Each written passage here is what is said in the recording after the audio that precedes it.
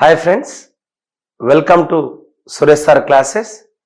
ఎవరైతే త్వరలో జరగబోతున్నటువంటి group 1 mains, అదేవిధంగా గ్రూప్ 3, గ్రూప్ 2 కొరకు ప్రిపేర్ అవుతున్నారో వాళ్ళందరికీ కూడా ఉపయోగపడేటటువంటి, జాబ్ని డిసైడ్ చేసేటటువంటి, అత్యధికంగా మార్క్స్ని స్కోర్ చేసేటటువంటి సబ్జెక్ట్ తెలంగాణ ఉద్యమం, తెలంగాణ చరిత్ర, తెలంగాణ సంస్కృతి. ఈ 3 టాపిక్లు కలిసి సురేష్ సార్ క్లాసెస్ యాప్లో కేవలం 222 రూపాయలకే మీకు ఆఫర్గా ఇవ్వడం జరుగుతుంది.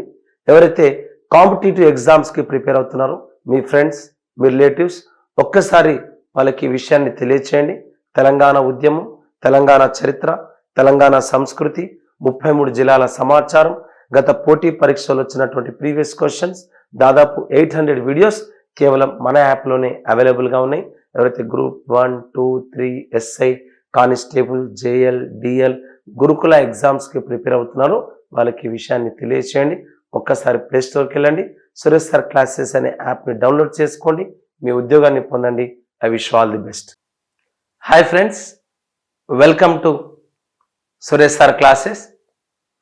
గత ఏడాది ఇదే రోజు ఎన్నికలను పురస్కరించుకున్నటువంటి తెలంగాణ రాష్ట్ర సమితి పార్టీ ఆనాడు సెప్టెంబర్ 17ను తెలంగాణ జాతీయ సమైక్యతా దినోత్సవంగా ప్రకటించింది.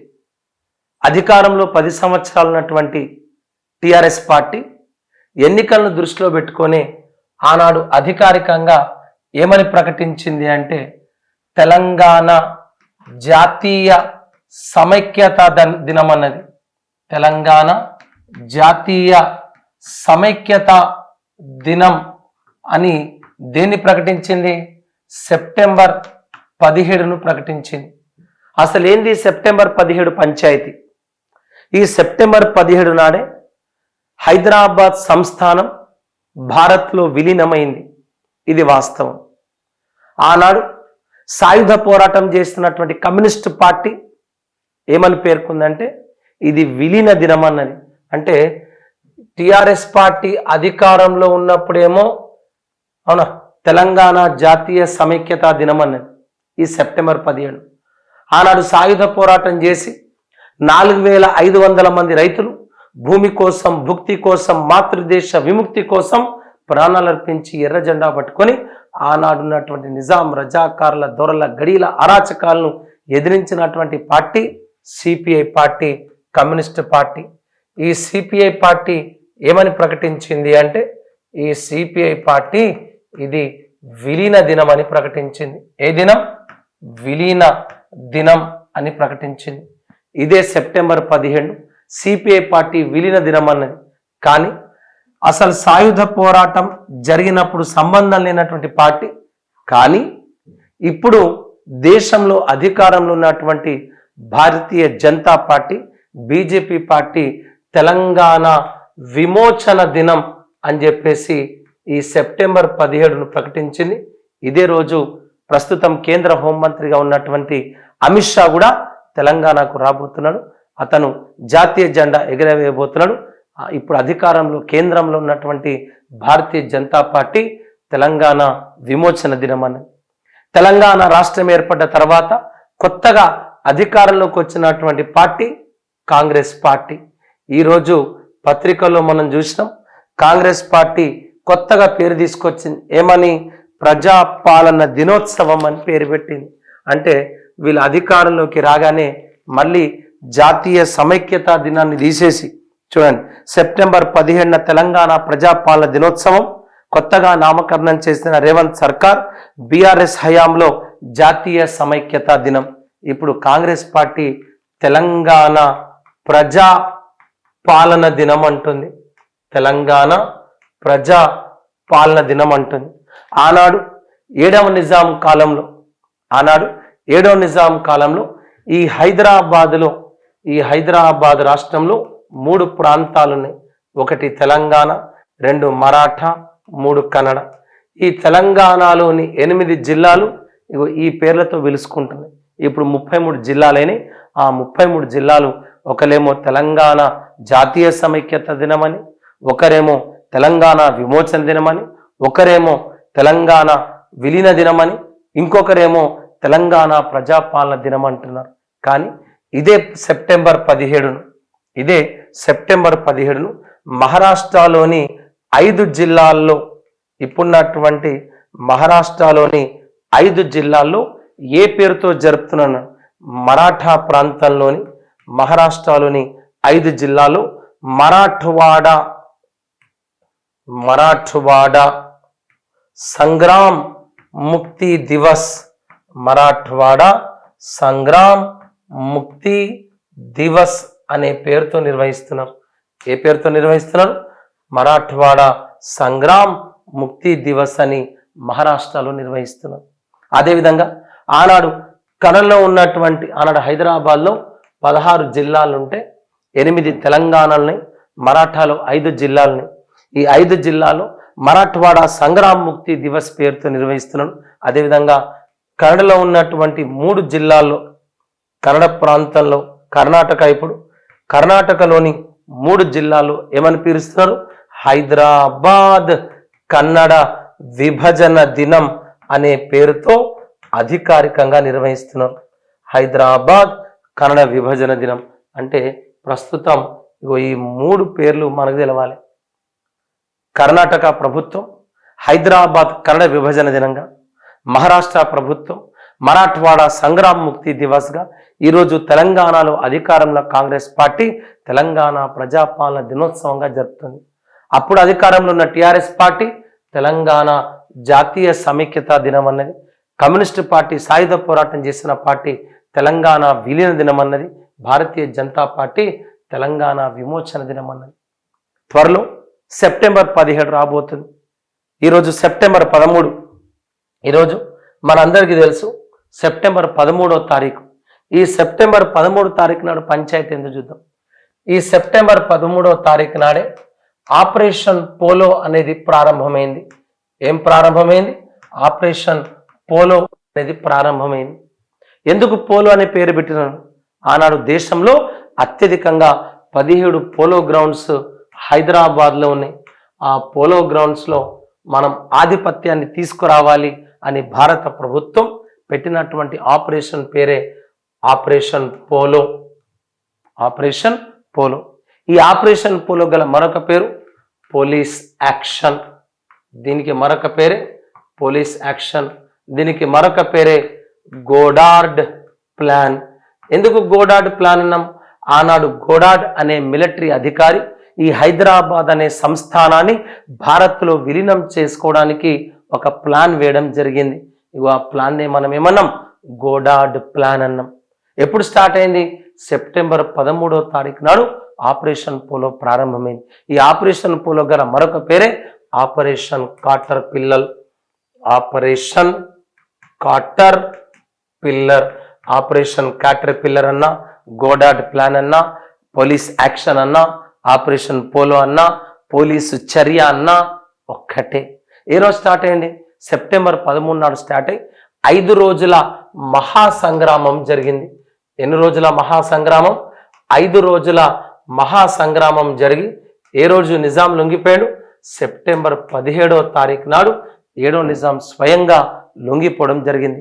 ఆ సెప్టెంబర్ 17నే మనం తెలంగాణ విమోచన దినమన్నాం భారతీయ జనతా పార్టీ, తెలంగాణ విలీన దినమన్నాం సిపిఐ పార్టీ, జాతీయ సమైక్యతా దినమన్నాం టిఆర్ఎస్ పార్టీ, తెలంగాణ ప్రజాపాలన దినమన్నాం.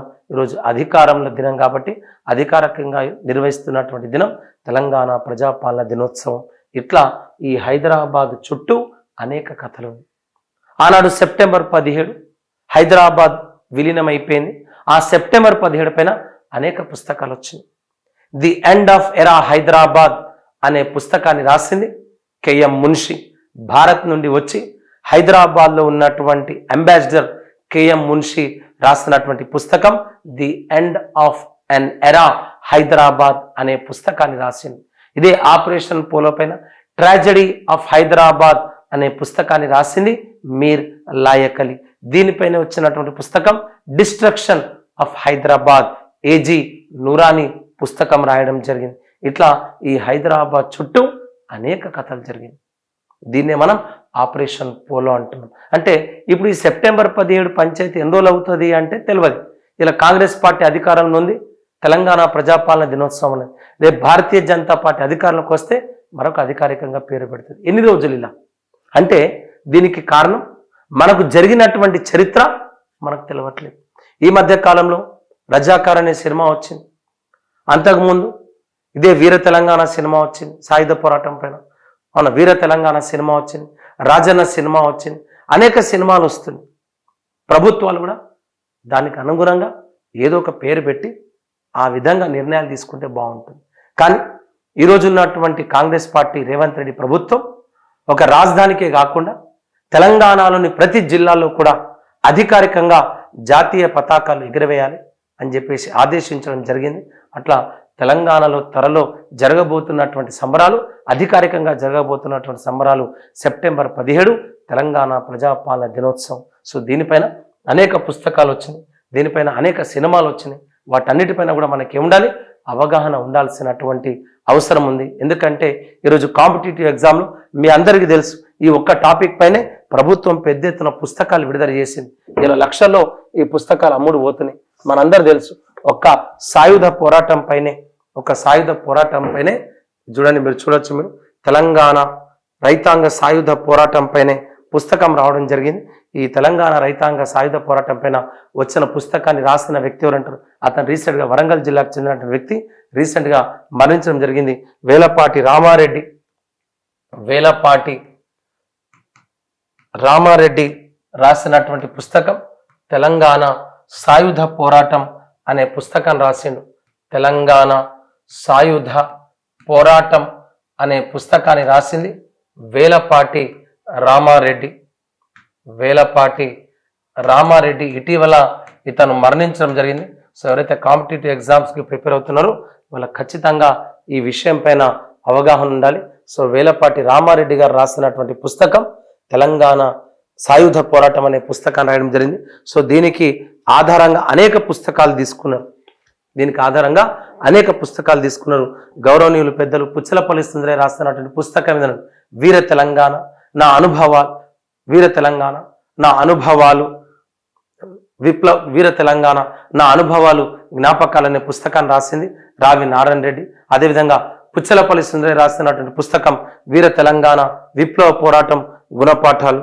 నల్లా నరసింహులు రాసినటువంటి పుస్తకం తెలంగాణ సాయుధ పోరాటం నా అనుభవాలు. కట్టగాని రవీందర్ రాసినటువంటి పుస్తకం బత్తిని మొగలయ్య గౌడ్. ఈ పుస్తకాలు అన్ని నా దగ్గర ఉన్నాయి, వీలైతే మీకు చూపించే ప్రయత్నం చేస్తాను. ప్రొఫెసర్ ఇనుగొండ తిరుమల రాసినటువంటి తిరగబడ్డ తెలంగాణ అనే పుస్తకం.